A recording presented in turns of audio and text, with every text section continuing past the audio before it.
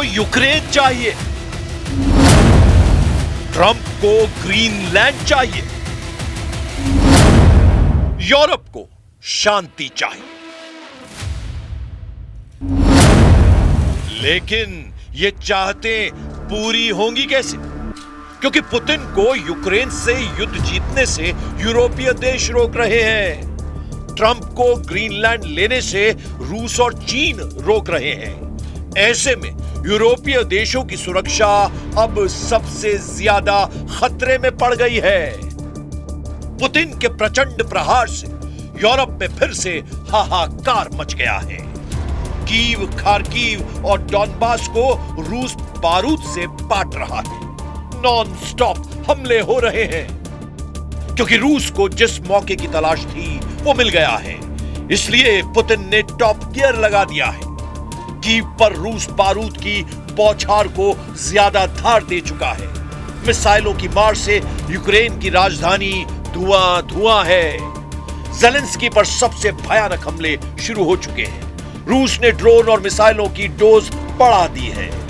Ukraine के सबसे अहम फ्रंट को रूस जल्द से जल्द ढहा देने के मिशन में जुट गया है। पुतिन का प्लान कीव की तबाही है। पुतिन का प्लान कुछ दिनों के अंदर यूक्रेन का सरेंडर है, क्योंकि अब पुतिन की बातों पर ट्रंप को भी भरोसा नहीं रह गया है।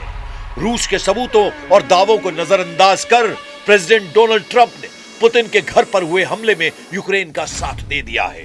ट्रंप ने कहा है कि पुतिन के घर पर कोई हमला नहीं हुआ। रूस के प्रोपेगेंडा का पर्दाफाश हो चुका है।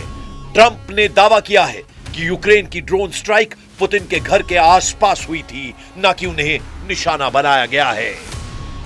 believe that strike happened. Right. So Putin had said in that phone call to you that that strike happened. You came out and said that, and you believed Putin. There was some criticism. There is something that happened fairly nearby, but had nothing to do with this. Why did you believe Putin in that moment and then go say that? जिस दिन Putin के घर के करीब drone बम फटा, उसी दिन Trump Putin की 2.5 घंटे तक फोन कॉल पर बात हुई। पुतिन ने ट्रंप को अपने घर पर हमले की बात बताई। तब ट्रंप ने पुतिन की हां में हां मिलाया। मगर अब ट्रंप का यू टर्न रूस को रास नहीं आ रहा है। अचानक ट्रंप के सुर क्यों बदल गए हैं? क्यों ट्रंप ज़ेलेंस्की की तरफ झुकाव रखने लगे हैं?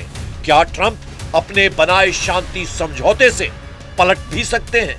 रूस ये मानकर आगे बढ़ रहा है कि अमेरिका फिर उसे दगा देगा, क्योंकि जिस तरह यूक्रेन ने रूस पर जवाबी हमले शुरू कर दिए हैं, उससे युद्ध खत्म होने की कोशिशों को झटका लगा है।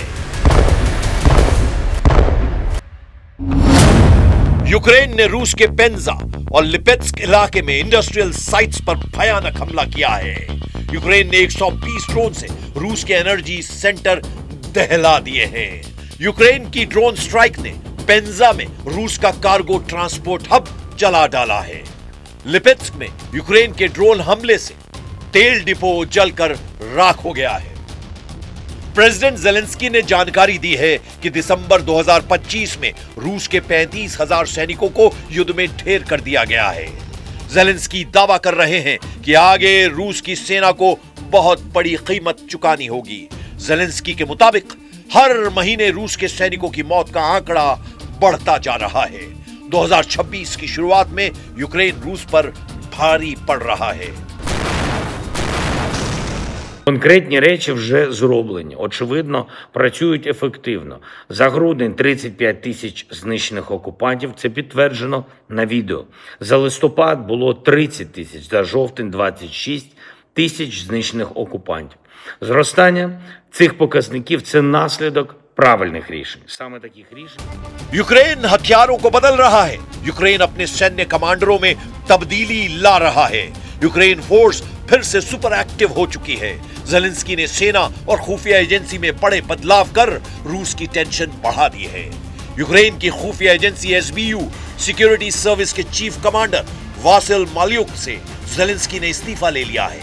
वासिल को रूस में खौफनाक ऑपरेशन अंजाम देने वाला कमांडर माना जाता है। जून 2025 में यूक्रेन ने रूस में घुसकर ऑपरेशन स्पाइडर वेब शुरू किया था। यूक्रेन की सुरक्षा सेवा एसबीयू ने ऑपरेशन स्पाइडर वेब को अंजाम दिया था, जिसमें 100 से ज्यादा ड्रोन से रूस के अलग अलग हिस्सों में 8000 किलोमीटर तक अंदर घुसकर हमला किया गया। स्पाइडर वेब हमलों में रूस के एटमी बम वर्षकों को ड्रोन बम धमाके से उड़ा दिया गया था। रूस पर हुए इस सबसे भयानक हमले की कमान वासिल माल्युक के पास थी। इतना ही नहीं, पुतिन के करीबी और रूस के परमाणु सुरक्षा बल के chief lieutenant general Igor Kirillov को मॉस्को में बम से उड़ाने का प्लान भी वासिल का बनाया बताया जाता है। इगोर किरिलोव रूस के सबसे कुख्यात जनरलों में एक थे, जिन पर ब्रिटेन ने प्रतिबंध लगा रखे थे। पुतिन को सबसे ज्यादा नुकसान पहुंचाने वाले कमांडर की जगह अब जेलेंस्की ज्यादा खूंखार कमांडर की तैनाती करने जा रहे हैं। जेलेंस्की ने यूक्रेन की लीडरशिप में बड़े बदलाव का ऐलान भी किया है।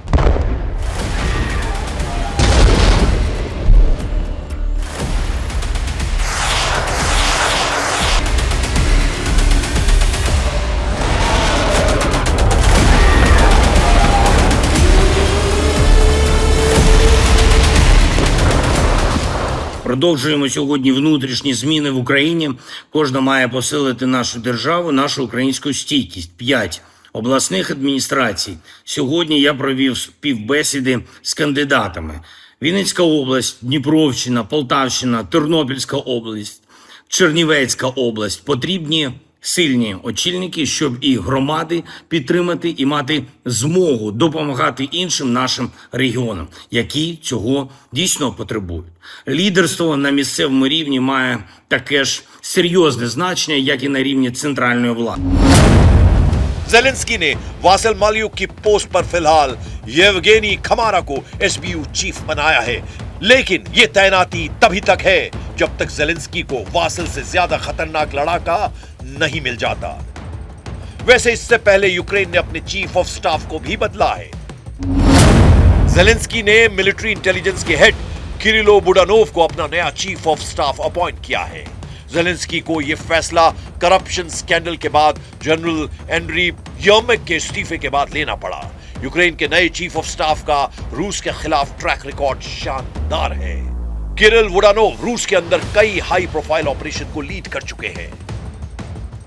बुडानोव बेखौफ कमांडर हैं। वो बेबाकी से सिर्फ फैक्ट पर बातें करने के लिए मशहूर है। बुडानोव के काम का स्टाइल देख लीजिए।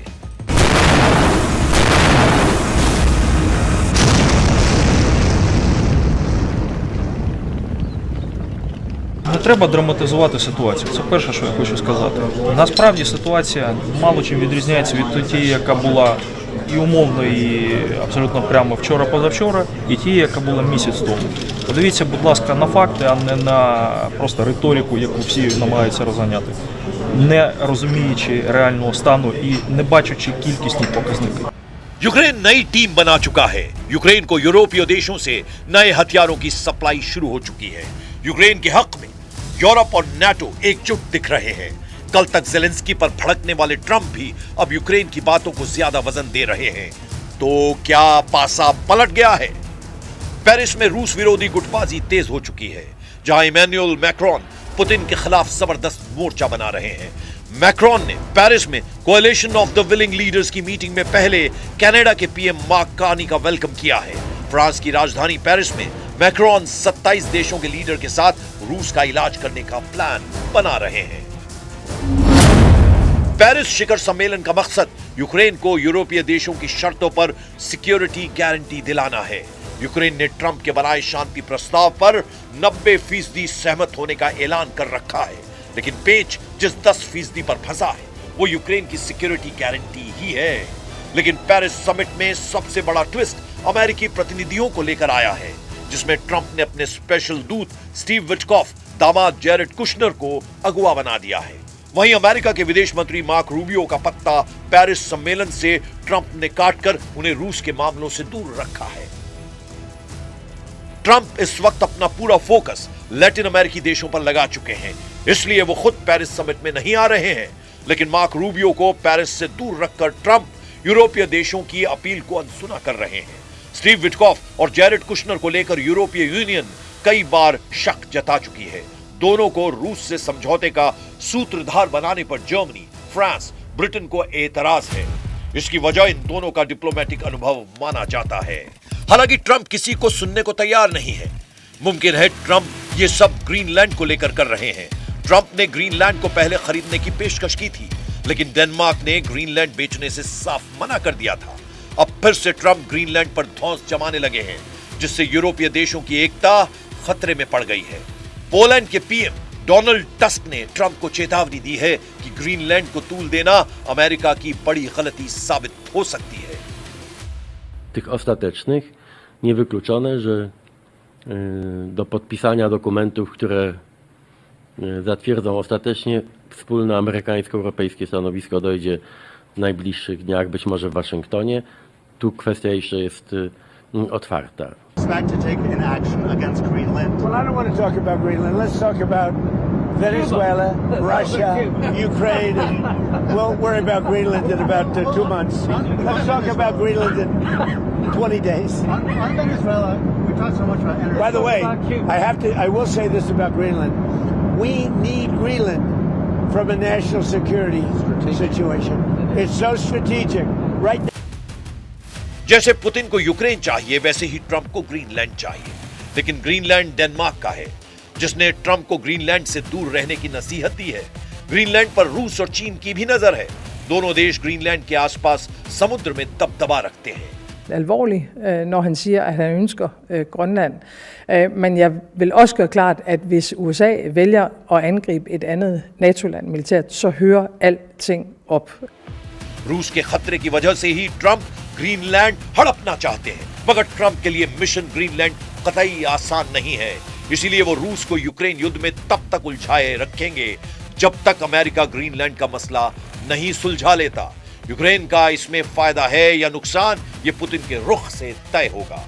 प्रेसिडेंट पुतिन फिलहाल दोनों रास्तों पर चल रहे हैं। एक तरफ बातचीत चल रही है, दूसरी तरफ बारूद बरस रहा है।